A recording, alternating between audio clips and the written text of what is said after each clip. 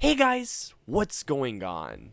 Back for my first game review of the year, and man, I couldn't be happier that I'm starting with this one. For today's review, I'm going to be talking about Sifu, a martial arts beat 'em up game developed by Slow Clap, the same team behind Absolver, which by the way, Absolver, damn good game. If you guys haven't checked it out, I highly recommend it. I've been following Sifu for a while. The art style, the concept, gameplay, and the story, I knew it was something that I needed to play, and it wasn't quite in my top 10 most anticipated games of the year, but still, I would have to play it nonetheless. In getting into it, how is Sifu? Sifu, simply put, is awesome and badass. One thing before I continue on. The footage you're all seeing is captured from a PS5, and it is spoiler free, even though it's been out for a month, still though, nonetheless. Getting into the plot of Sifu. Sifu's story is very straightforward. You play as the son or the daughter of a martial arts master, wait for it, Sifu, who witnesses their father's death and seeks revenge. He or she has a talisman that when he or she dies, they age. However, the talisman only ages them so much before, well, they die. Getting into everything I liked, or in this case, loved about this game. Starting off with the gorgeous art style and the color palette. Sifu has a vibrant color palette that I couldn't get enough of. From the vibrant reds, lush greens, the beautiful blue hues, this game simply looks, well, beautiful. There are some areas in the game that looked so great that I had to capture them. There's a particular area that had such vibrant reds that my jaw dropped at how gorgeous it looked. Even though it's a bit too early to say anything, I would definitely put this as some of the best art direction in the game so far this year. Now on to the main selling point of Sifu, the gameplay. There's multiple words I'd use to describe the gameplay here, but I'll give you two words in particular: addicting and challenging. Sifu is a challenging game, and sometimes, honestly, quite hard. It is a game that I cannot deny. You'll be replaying the same level or two or maybe even 3 levels again and again and again. Now, for some, that might be an issue, and I can totally understand that, but I never saw that as a grindy type of deal. Sifu, for me at least, felt like a game that if I wasn't satisfied by how I did in that previous run, I would do the best to do better. There's a guy who I follow on YouTube named Jake Baldino, and he said it best: you're only as good as your previous run. And this is a game where I felt rewarded if I did better on a new run on the same level. Even if it wasn't just XP, just the fact that I would be able to pass level without dying was a great enough reward for me personally. Which brings me to the next thing I thought was really clever: the aging mechanic. Like I had mentioned earlier, in Sifu you have this talisman. Every time you die, you age, but you also have a death counter. The more times you die in a level or even a fight, the more times you age. For example, let's say if you raise your death counter to, let's say, 3, the next time you die, you age by 3 years. However, an even cooler thing is this. Let's say if you age to a decade old.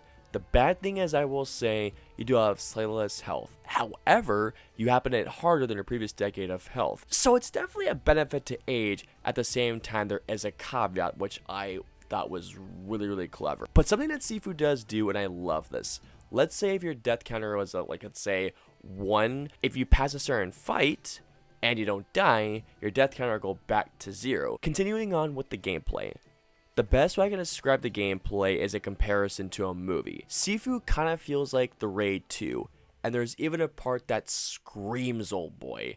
You'll know it if you've played the game. It's a martial arts game where you have to use everything at your disposal, not just your typical punches and kicks, but dodges, parries, blocks, and even the environment too. And once you unlock more abilities, you only lock more at your disposal. Whether it's a certain move that may require a bit more effort, a special attack, the ability to use an object to trip someone, there's quite a bit to say the least. And the leveling up system is very clever here too. You use either XP or points to unlock a certain feature. However, there's only certain things you can get at a certain age. So basically, let's say if you're, let's say, age 50, you can't unlock a certain thing if you're too old, which I think is a really clever way of you can't teach an old dog new tricks, to quote once again Jake Baldino. Honestly, this is such a cool idea, and once again, it made me want to go back to previous levels to see if I can complete a level at a much earlier age. Once again, the game wants you to do better and better and better. And another thing I loved were the level designs. Whether you're fighting through labs that lead you to a warehouse, a collaborating to trials, or a museum that leads you to a snowy zen-like area that I swear to God reminded me of, in a way, Kill Bill in a very small way. All the levels burst with personality, and there's a particular level that I cannot wait to go back to. One more thing that I want to mention: the game's soundtrack. Now, I won't go into this too much, but Sifu's score ranges from gongs, drum beats, and even going down to electronic beats, and some of the boss music, badass. Now, on to my issues, which I had very few of. The first, sometimes, and emphasis with the sometimes here, the camera. Sifu has this camera style where it wants to have this intimacy with the martial arts, and I'd say for about, let's say, 9% at the time, it works amazingly. But I will not lie, there are times the camera will have you in a spot where you can't see an enemy coming, or it'll have you in a really packed spot where you could probably get your ass kicked. These times are very few, I cannot deny, but I still needed to address it. The other issue that I have with the game is that there's also this detective board in your main area. It's this board where these collectibles you can get from certain stages, and let's say if you go back to your main hub area, you go back to this board and you see everything that you've collected. At first, I felt like an important thing that I needed to do, but as time went along, I honestly forgot that it existed. Now, I get why it was there, but at the same time, it kind of felt like something that was just not really tacked on, but like a last minute addition. So overall, guys, Sifu is an awesome and a badass game. Like I had mentioned earlier, I feel like the Raid 2 in video game form. Is it a challenging game, if not quite difficult times?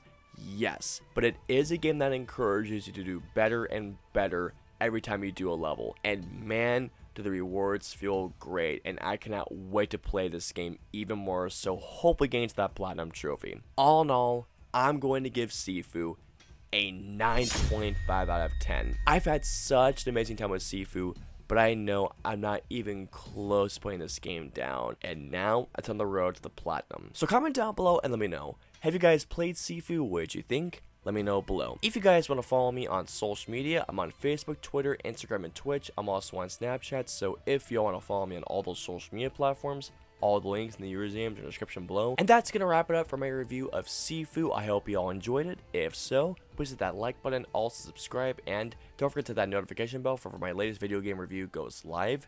If you guys want to see in my previous 2 videos, please click at the left or right side of the screen. And of course, until my next review or video goes live, I will see you all next time.